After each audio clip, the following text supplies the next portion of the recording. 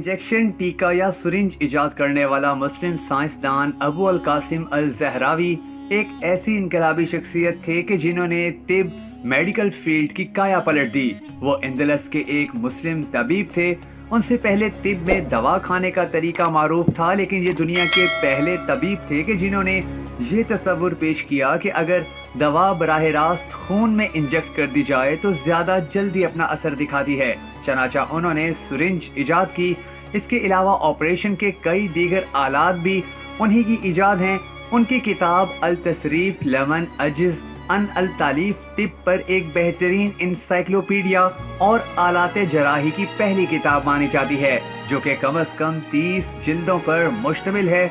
कुछ रिवायात के मुताबिक उनका पूरा नाम अबू अल कासिम खलफ बिन अब्बास अल ज़हरावी है।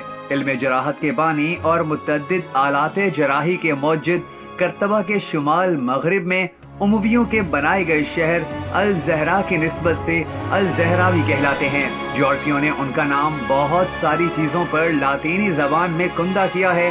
वो अजीम तबीब, जर्राह और मुसन्निफ भी थे।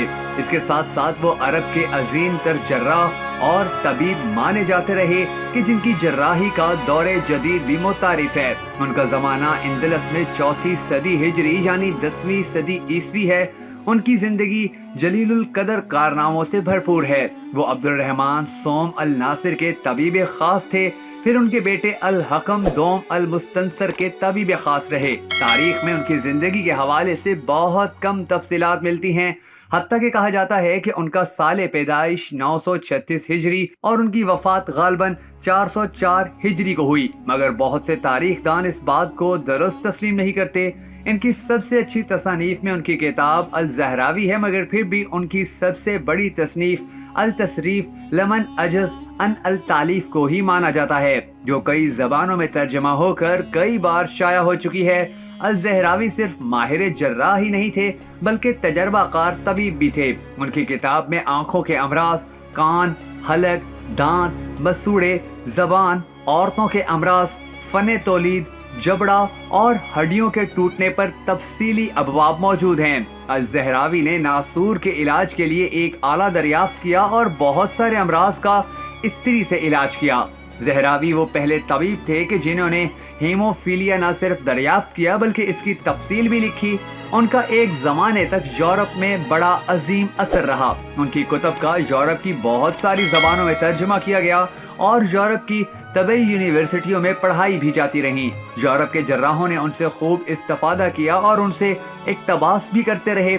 हत्ता के बाज़ औक़ात बगैर हवाला दिए उनकी दरियाफ्तें अपने नाम से मंसूब कर ली। उनकी किताब अल ज़हरावी 15वीं सदी ईस्वी के शुरू से लेकर 18वीं सदी ईस्वी के अवाखिर तक यूरोप के डॉक्टरों का वाहिद रेफरेंस रही थी। उनके इजाद करदा आलाते जराही आज तक इस्तेमाल किए जा रहे हैं। तारीख में इस बात का भी हवाला मिलता है कि इब्ने सीना और अल-ज़ारी जैसे डॉक्टर्स दुनिया में आज तक कम ही पैदा हुए। उन्होंने नौमौलूद बच्चों में बैरूनी पेशाब खोलने में रुकावट का इलाज करने के लिए एक इंतहाई दुरुस्त मशीन इजाद की, जिसने पेशाब को गुजरने में आसानी पैदा करने में बहुत मदद फराहम की। उसने सर्जरी के लिए डोर बनाए और उन्हें आंतों की सर्जरी में इस्तेमाल किया। मजे की बात यह है कि उसने जो डोर बनाए वो बिल्लियों की आंतों से बनाए गए थे। उसने दवाओं की गोलियां बनाने के मकसद के लिए खसूसी सांचों का इस्तेमाल किया और ऐसा करने वाला वो दुनिया का पहला डॉक्टर था। उन्होंने दांत निकालने का तरीका आहिस्ता से करने के साथ साथ निकालने के अमल के दौरान जबड़े के फ्रैक्चर की वजूहात की भी वजाहत की। उन्होंने एक खास मशीन इजाद की थी जिसका मकसद मुर्दा जनीन निकालने के लिए था। वो पहले डॉक्टर थे जिन्होंने ग्रीवा को बढ़ाने के मकसद से खसूसी मशीनें इजाद की और उनकी ये तमाम दर इजादात आज भी इंसानियत की खिदमत कर रही हैं। मगर एक चीज जो हम सब भूल चुके हैं वो ये कि ये दुनिया के इतने बड़े हीरो मुसलमान थे।